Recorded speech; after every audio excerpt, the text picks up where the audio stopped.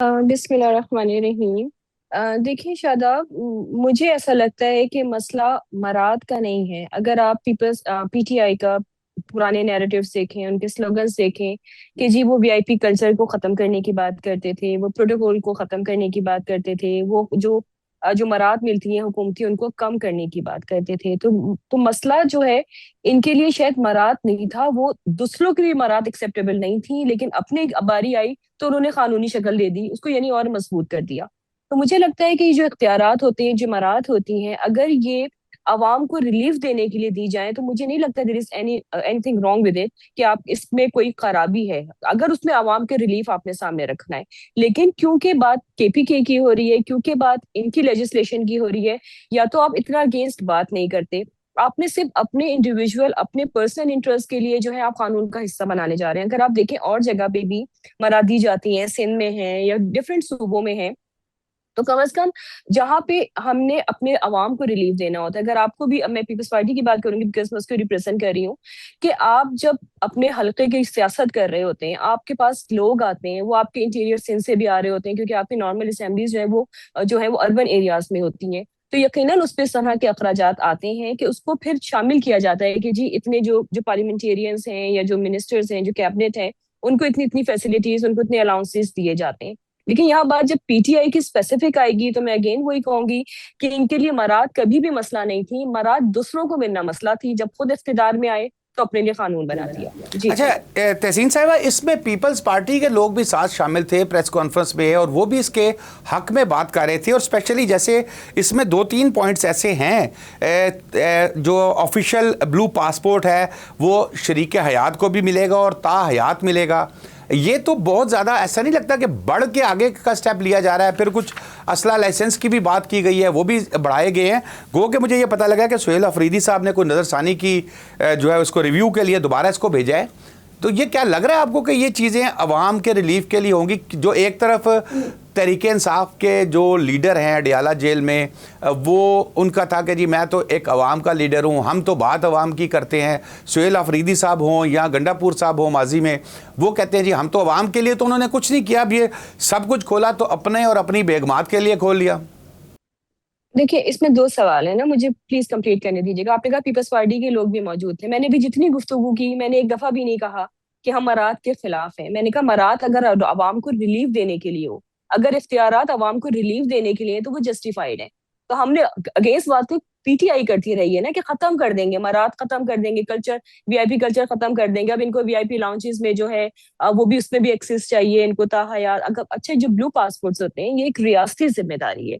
तो मुझे लगता है एक ऐसी रियासती जिम्मेदारी, आपकी एक ओनरशिप होती है ना, कि आप किसी मुल्क को रिप्रेजेंट कर रहे हैं, आप उस पोजीशन पर हैं।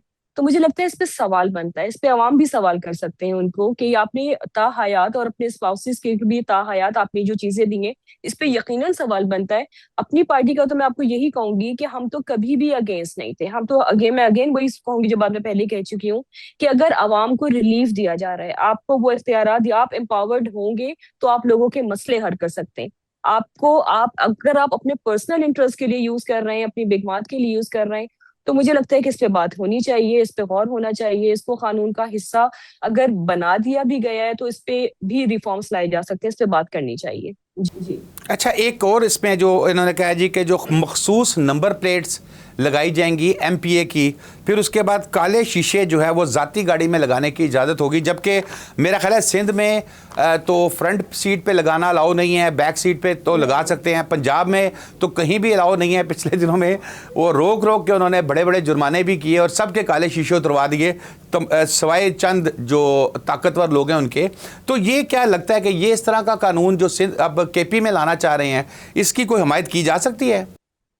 नहीं, मुझे नहीं लगता। मेरी अपनी गाड़ी में टेंटेड थे बिकॉज मुझे कुछ थ्रेट्स थी, एफआईआर भी कटी हुई थी, लेकिन फिर भी मुझे उतारना पड़ा, क्योंकि सिंध में आपने भी बात की कि बड़ी बहुत ज्यादा सख्ती आई है इस पे कि जी इस तरह के जो है वो शीशे वगैरह टेंटेड ना रखे जाएं, और जो भी नंबर प्लेट वगैरह के हवाले से। तो मुझे नहीं लगता कि इससे कोई भी बरी जिम्मा होना चाहिए। आपके लिए अक्रॉस वो जो कानून होते हैं वो सबके लिए नॉर्मल होने चाहिए, अनलेस कि अगर आपको वाकई कोई थ्रेट है। जैसे मैं अपना बता रही हूँ कि एफआईआर भी लॉन्च थी और मुझे थ्रेट्स थी बहुत ज्यादा, उसके बावजूद मैंने अपने शीशे जो है वो नॉर्मल करवाए, टेंटेड हटाए। तो मुझे लगता है कि जो जो डायरेक्टली लिंक कर रहे हो ना शायद आप चीजें अवाम के साथ, क्योंकि इससे उसमें पे जो ये महरूमियों की बात करते थे कि जी अवाम जो है वो डिप्राइव फील करेंगे, कि एक अलग स्टैंडर्ड है जी सियासतदानों का, बिल्कुल इलीट है वो। तो अब वो कहाँ गई वो बातें? मैं तो अगेन उसी बात पर आऊंगी कि जब आपका स्लोगन यही था चेंज का, कि जी हर चीज वो खत्म कर दी जाएगी जो पहले अदवार में करते आए हैं, करप्शन करते आए हैं बकौल इनके सियासतदान, वो बड़ी लग्जरियस लाइफ गुजार रहे थे, तो आप अपने लिए वो चीजें क्यों लेके आ रहे हैं? मुझे लगता है इसमें बात करनी चाहिए, असेंबलीज में भी बात होनी चाहिए और वहाँ के अवाम को भी आवाज उठानी चाहिए, क्योंकि केपीके की बात है, सिंध के अवाम तो आवाज नहीं उठा सकते ना, तो वहाँ के अवाम को इतनी अवेयरनेस देनी चाहिए आप हमारे थ्रू, आपके थ्रू, मीडिया के थ्रू, कि एटलीस्ट उनसे ये सवाल कर सकें। तो मुझे लग रहा है ये बहुत ज्यादा लग्जरीज की तरफ जा रहे हैं। इसके लिए थोड़ा सा जो है इस पे डिबेट होनी चाहिए। अच्छा, अब ये बिल्कुल आपकी बात 100% मैं मुत्तफिक हूँ, ये तमाम उनकी पॉलिसीज़ थी, लेकिन जिसकी पॉलिसीज़ थी वो तो अब अडयाला जेल में, और वहाँ पर हफ्ते में एक दिन बमुश्किल उनकी बहनें या कोई 2 4 5 लोग जाते हैं, वहाँ जाके कुछ नारेबाजी करते हैं, और शायद मेरा ख्याल है अब तो नारेबाजी भी ठंडी हो गई है, बाहर आ जाते हैं, और उसके अलावा फिर ये सब चैप्टर क्लोज, जो लीडर, जो बानी, जो सब कुछ उसका जिक्र नहीं किया जाता। और शायद ये तो नहीं कि उनके जो अरकान असम्बली हैं वो सोच रहे हैं कि हम इतने अरसे से कुर्बानियाँ दे रहे हैं, इतने अरसे से हम गर्मी में फिर रहे हैं, चलो अब हम थोड़ा सा प्रोटोकॉल इंजॉय करें, खान साहब ने तो अभी जल्दी आना नहीं है बाहर। मुझे लगता है कि खान साहब इतने कमजोर नहीं है, वो अंदर बैठ के ट्वीट्स भी कर रहे होते हैं, आपने देखा होगा। जब इसराइल के खिलाफ बात करनी हो तो कह दिया जाता है जी खान साहब के जो है वो हाथ बंधे हुए हैं, वो जेल में हैं। लेकिन नॉर्मली अगर कोई आप देखा जाए अपने लोगों को प्रोवोक करना हो अगेंस्ट इंस्टीट्यूशंस, अगेंस्ट हमारे ही जो बहुत अच्छे इदारे काम कर रहे हैं, तो खान साहब के ट्वीट फौरन आ जाते हैं। He is very active on social media, is very active on Twitter.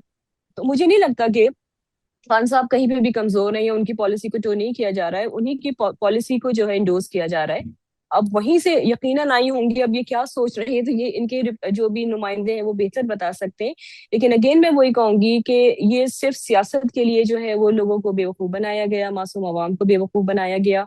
और क्योंकि दूसरों की मराद मंजूर नहीं थी, दूसरों के इख्तियारात मंजूर नहीं थे, जो कि शायद कानूनी शक्ल भी नहीं इख्तियार करते थे, लेकिन अपनी ऊपर आई तो कानून का हिस्सा, मतलब एक मजबूत डॉक्यूमेंट बना दिया उन्होंने फॉर एवर, कि जी हमारे जब भी लोग आएंगे, क्योंकि उनको पता है कि केपीके में उनका इन्फ्लुएंस थोड़ा सा ज्यादा है, हालांकि नो वन नोज कि जी आने वाले वक्त में किसकी हुकूमत बनती है, लेकिन उन्हीं ने अपने लिए एक सेफ साइड के जी वो अपने लोगों को सेव करते हैं। तो मुझे लगता है ये पॉलिसी वहीं से आ रही है, अडियाला से ही आ रही है।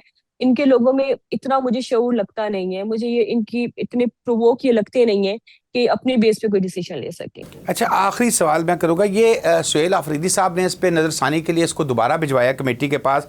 अगर नज़रसानी में भी ये पॉइंट्स रहते हैं तो क्या इसको कोई दूसरी जमात या कोई केपी का जो शहरी है इसको सुप्रीम कोर्ट में चैलेंज कर सकता है?